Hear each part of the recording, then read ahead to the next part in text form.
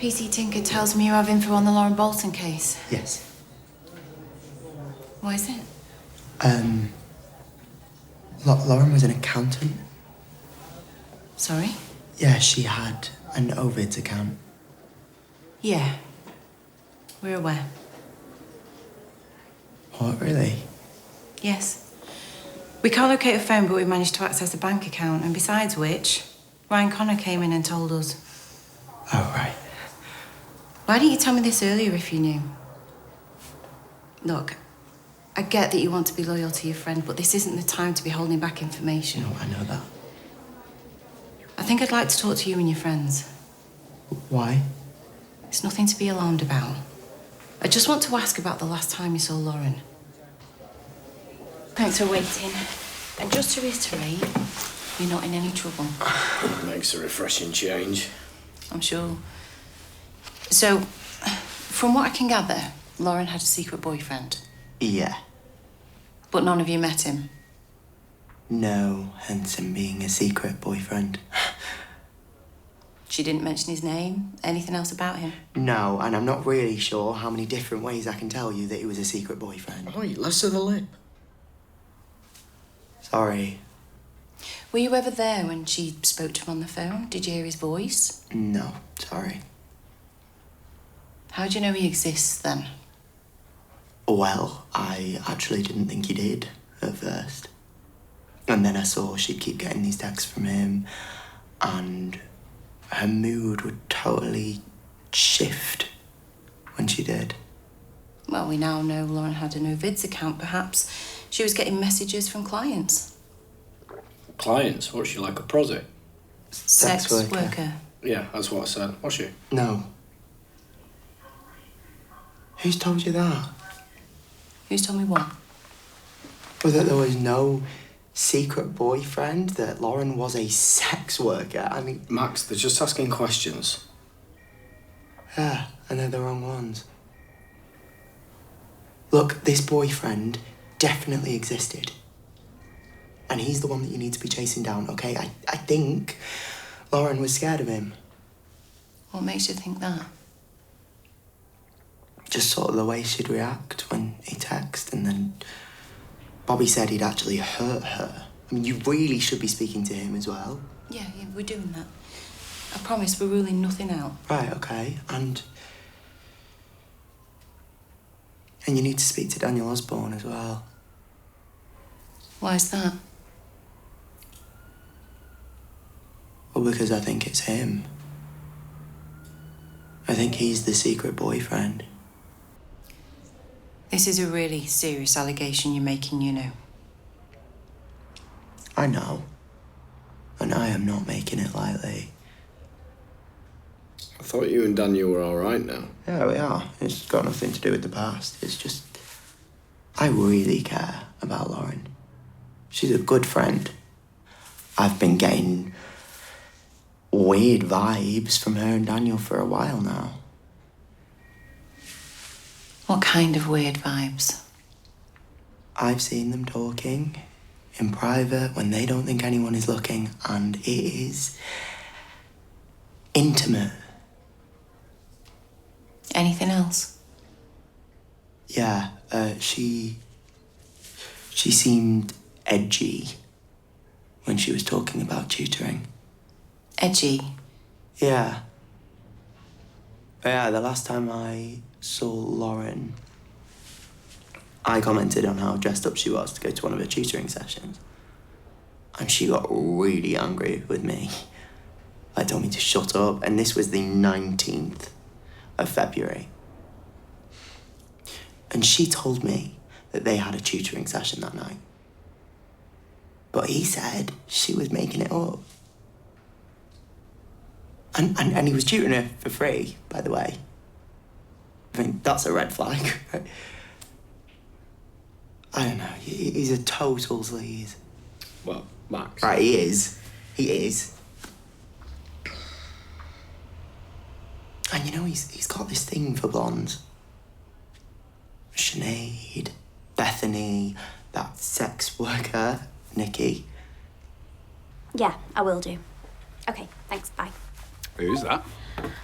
The police. I wanted to tell them about the article I was going to write about Lauren and her dad's group.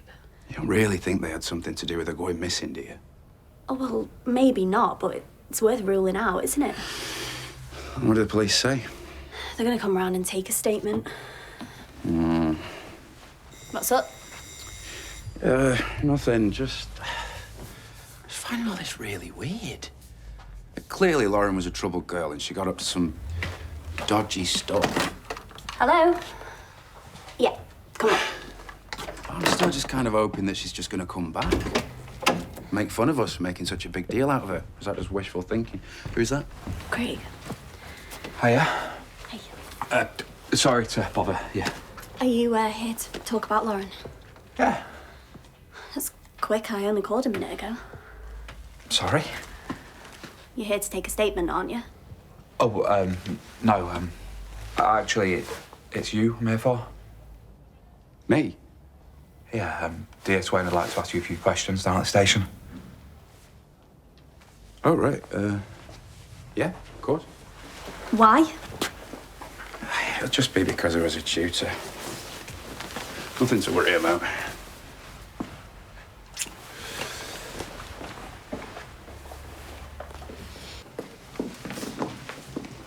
Thanks for coming in, Mr. Osborne.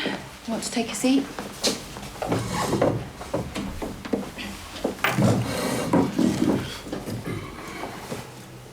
Now, before we proceed, I just want to make you aware that during this interview, you do not have to say anything, but it may harm your defence if you do not mention when questioned something which you later rely on in court. Anything you do say may be given in evidence. Am I under arrest?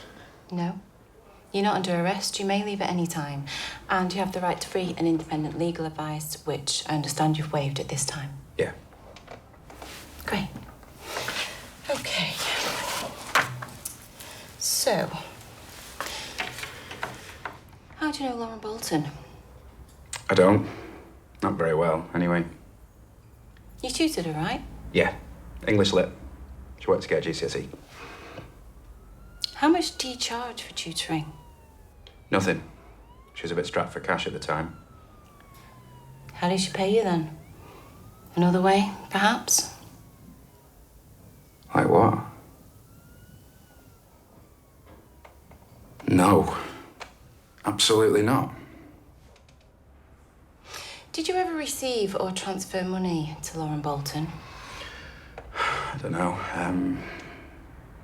Yeah. Yeah, I think I did transfer some to her once. What was that for? To book her exams. Wow. That's generous of you. Well, I didn't want a financial situation getting in the way of her future. You really do care about your students, don't you? Yeah. In fact, you were accused of caring a bit too much about the last young girl you were giving private tutoring sessions to, weren't you? You mean Summer? Another pretty blonde teenager. There was never anything going on between me and Summer.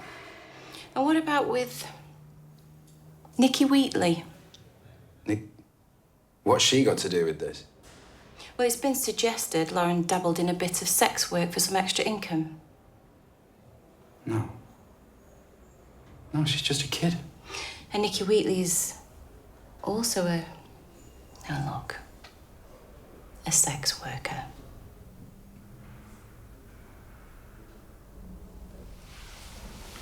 I'd like a solicitor now.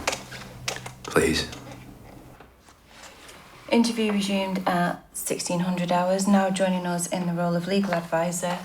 Could you please introduce yourself? I'm Adam Barlow, a solicitor at Barlow Legal Services. My client is prepared to answer all questions fully. Glad to hear it. Now, where were we? Oh, yeah. Nikki Wheatley. What was the nature of your relationship with her? We were friends. Were you one of her clients? No, I wasn't. Well, not like that, anyway. It's complicated. Complicated in what way? Do I have to? Best to get out of the way. I was her client, but I never paid her for sex. What did you pay her for, then? She helped me when my wife died. How? Mostly just by talking about her. But there were times when she'd put on her perfume, lie with me. What about with Lauren? Is that complicated too? No, because there was no relationship between me and Lauren. Interesting use of past tense. Because I'm talking about the past. Are you asking questions or marking his grammar? Is it true that Lauren knew your partner was cheating on you? Yeah. And she never told you? No. How did that make you feel? She was put in a difficult situation. I'd be pretty angry about that. Well, like I said, she's just a kid. I certainly don't bear her any ill will. And anyway, I never even found out that she knew until after she'd disappeared. Can anyone corroborate that? Possibly, yeah. As much as anyone can prove a negative. Lauren was seen with fresh bruises the day that she said she had a tutoring session with you. How did she get those bruises? February the 19th? She lied about that. I don't know why. I saw her that day, but I didn't speak to her. Where? In the cafe. Can anyone corroborate that? I don't know. Maybe Roy, the owner. Or Maria. I was chatting to Maria that day. Maria? Connor. And what about the day Lauren vanished? That'd be the 23rd of February. In my flat. Anyone see you? Bethany. Bethany was there. For some of it. But not all of it. Police say they are now treating the disappearance of a Weatherfield teen as a possible murder inquiry. 18-year-old Lauren Bolton was last seen on the evening of the 23rd of February. According to police sources, forensic evidence found at her flat is consistent with a violent assault. But lead detective, Detective Sergeant Swain, is keen to make clear that they are keeping an open mind about who or what might be behind her disappearance. We're not ruling anything out at this early stage. What I'd like to do is reassure the public that we are determined to find out what happened to Lauren and who is responsible.